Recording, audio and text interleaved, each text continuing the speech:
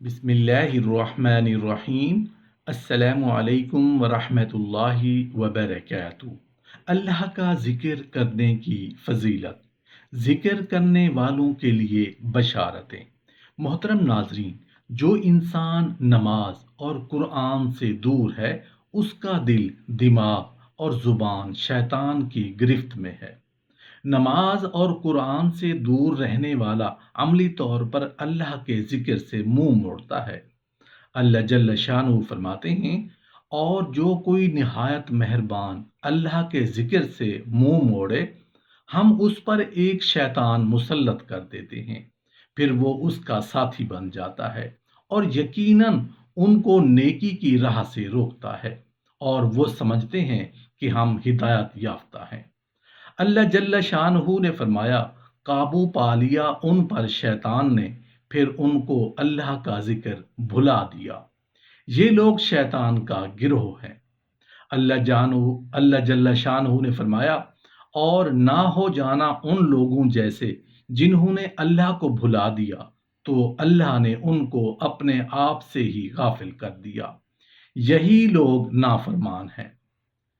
جو اللہ کو بھول جائے، اللہ اس کو اپنے فائدے اور نقصان کی تمیز ہی بھلا دیتے ہیں، پھر یہ 60 سال کی زندگی کو ہمیشہ رہنے والی آخرت پر ترجیح دیتے ہیں۔ انہیں شرک اور توحید، بدعت اور سنت، جنت اور جہنم کی تمیز ہی نہیں رہتی۔ یہ صرف ایسے اعمال کرتے ہیں جن سے انہیں دنیا کا ہی فائدہ ملتا رہے، اور ایسی نیکیوں سے دور رہتے ہیں جس سے انہیں اللہ تعالیٰ کی مغفرت، رحمت اور جنت کی نعمتیں ملیں۔ اللہ جل شانہ فرماتے ہیں، اور جو کوئی نہایت مہربان اللہ کے ذکر سے منہ موڑے، ہم اس پر ایک شیطان مسلط کر دیتے ہیں، پھر وہ اس کا ساتھی بن جاتا ہے، اور یقیناً ان کو نیکی کی راہ سے روکتا ہے، اور وہ سمجھتے ہیں کہ ہم ہدایت یافتہ ہیں۔ اللہ جل شانہ نے فرمایا، قابو پا لیا ان پر شیطان نے، پھر ان کو اللہ کا ذکر بھلا دیا۔ یہ لوگ شیطان کا گروہ ہیں۔ حضرت ابو ہریرہ رضی اللہ عنہ فرماتے ہیں کہ رسول اللہ صلی اللہ علیہ وآلہ وسلم مکہ کے راستہ میں جا رہے تھے کہ ایک پہاڑ کے قریب سے گزرے جسے جمدان کہا جاتا ہے۔ اس وقت صحابہ کرام رضی اللہ تعالی عنہم سے ارشاد فرمایا، چلو یہ جمدان ہے۔ سبقت لے گئے جدا رہنے والے۔ صحابہ کرام رضی اللہ تعالی عنہم نے عرض کیا، یا رسول اللہ صلی اللہ علیہ وآلہ وسلم، الگ رہنے والے کون لوگ ہیں؟ ارشاد فرمایا، اللہ تعالیٰ کی بہت یاد کرنے والے مرد اور عورتیں۔ حضرت ابو ہریرہ رضی اللہ عنہ سے روایت ہے کہ نبی کریم صلی اللہ علیہ وآلہ وسلم نے ارشاد فرمایا، جدا رہنے والے سب سے آگے بڑھ گئے۔ صحابہ کرام رضی اللہ عنہم نے عرض کی، جدا رہنے والے کون ہیں؟ ارشاد فرمایا، اللہ تعالیٰ کے ذکر میں مستغرق لوگ، ذکر ان کے بوجھ ان سے اتار دیے گئے، پس وہ قیامت کے دن ہلکے پھلکے آئیں گے۔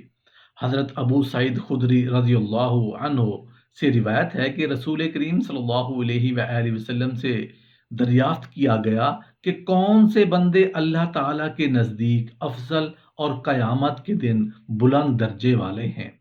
ارشاد فرمایا، اللہ تعالیٰ کا بہت ذکر کرنے والے مرد اور بہت ذکر کرنے والی عورتیں۔ عرض کی گئی، یا رسول اللہ صلی اللہ علیہ وآلہ وسلم، ان کا درجہ اللہ تعالیٰ کی راہ میں جہاد کرنے والوں سے بھی زیادہ ہوگا؟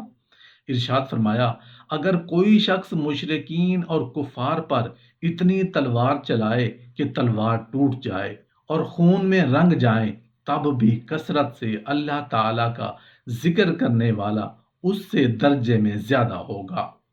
اللہ جل شانہ نے فرمایا، یقیناً میں ہی اللہ ہوں، میرے علاوہ کوئی عبادت کے لائق نہیں، سو میری ہی عبادت کرو اور میرے ذکر کے لیے نماز قائم کرو۔ اللہ تعالیٰ نے اپنا ذکر کرنے کے لیے نماز کی پابندی کا حکم فرمایا، یعنی نماز ہی اللہ کا ذکر ہے۔ اللہ نے یہ نہیں فرمایا کہ جب چاہے نماز پڑھ لو اور جب چاہے چھوڑ دو، بلکہ نماز قائم کرنے کا حکم فرمایا۔ بے نماز لوگ چاہے لاکھ تسبیح کریں وہ اللہ کے ذکر سے منہ موڑتے ہیں۔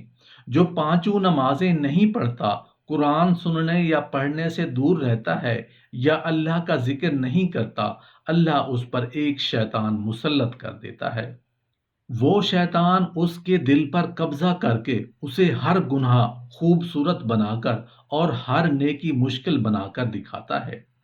وقت گزرنے کے ساتھ ساتھ وہ شیطان کا ساتھی اور مددگار بن جاتا ہے، خود کو سمجھدار اور نیک لوگوں کو بے وقوف سمجھتا ہے اور لوگوں کو اپنے قول و فعل سے گمراہ کرنا شروع ہو جاتا ہے۔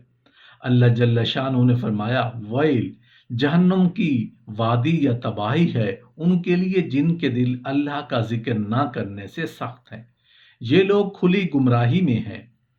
ابن عمر رضی اللہ عنہ سے روایت ہے کہ محمد صلی اللہ علیہ وآلہ وسلم نے فرمایا، اللہ کے ذکر کے سوا زیادہ کلام نہ کیا کرو۔ اللہ کے ذکر کے علاوہ زیادہ کلام کرنا دل کی سختی کا باعث ہے، اور سب لوگوں سے زیادہ اللہ سے دور وہ ہے جس کا دل ذکر الہی نہ کرنے کی وجہ سے سخت ہے۔ اللہ جل شانہ نے فرمایا، اور جس نے میرے ذکر سے منہ پھیرا سو یقیناً اس کے لیے زندگی کی تنگی ہے، اور ہم اسے قیامت کے دن اندھا اٹھائیں گے۔ وہ کہے گا، اے رب، تو نے مجھے اندھا کیوں اٹھایا جبکہ میں تو دیکھ سکتا تھا؟